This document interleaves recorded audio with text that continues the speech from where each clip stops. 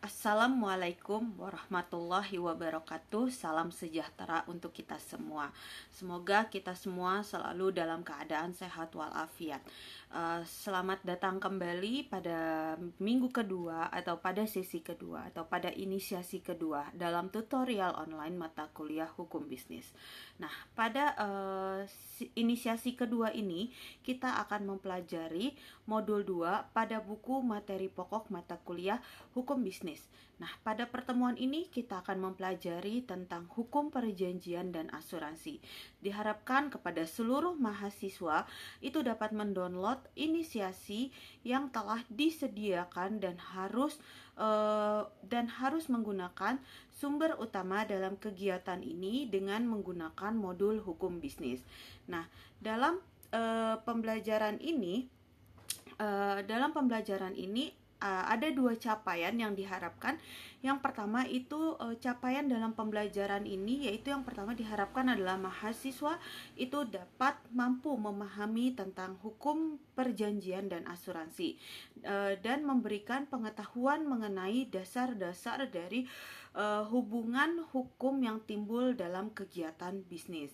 Nah, yang kedua itu capaian pembelajaran khususnya diharapkan mahasiswa yang pertama itu dapat menjelaskan tentang perjanjian, yang kedua itu menjelaskan asas-asas perjanjian, yang ketiga itu menjelaskan syarat sah perjanjian, yang keempat menjelaskan tentang jenis-jenis perjanjian, yang kelima itu menjelaskan tentang wan prestasi dan akibatnya, yang keenam itu menjelaskan hapusnya perjanjian, yang ketujuh itu menjelaskan pengertian asuransi, yang kedelapan itu menjelaskan tentang polis, yang kesembilan itu adalah menjelaskan tentang macam-macam dari asuransi.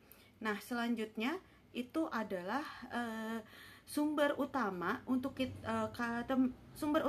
mahasiswa bisa mempelajari lebih dalam tentang hukum perjanjian dan asuransi ini sudah disediakan modul hukum bisnis, yaitu modul 2, dan PPT tentang hukum perjanjian dan asuransi. Nah, di sini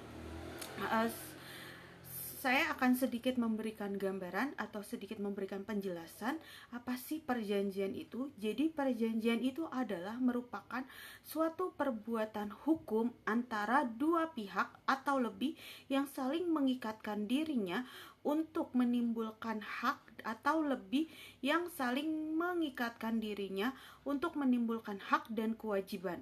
Nah, dalam perjanjian itu dikenal dengan adanya beberapa asas yang merupakan pedoman atau dasar aktivitas perjanjian. Nah, asas-asas tersebut adalah adanya asas konsensualisme, terus adanya asas kebebasan berkontrak, adanya asas pascasan servanda, dan ada asas itikat, dan ada asas itikat baik, dan ada asas kepribadian. Nah, itu untuk sedikit pengertian dari perjanjian. Nah, selanjutnya untuk pengertian asuransi itu merupakan adalah perjanjian antara pihak atau lebih dengan mana pihak penanggung itu mengikat diri kepada tertanggung dengan menerima premi asuransi untuk memberikan penggantian kepada tertanggung karena kerugian, kerusakan, atau kehilangan. Nah, itu sedikit penjelasan dari saya tentang pengertian perjanjian dan pengertian asuransi itu sendiri. Nah, untuk lebih jelasnya, teman-teman bisa membaca kembali pada modul 2 dan pada PPT yang telah disediakan pada forum ini. Lalu kalian bisa mengerjakan diskusi yang telah disediakan pada forum ini.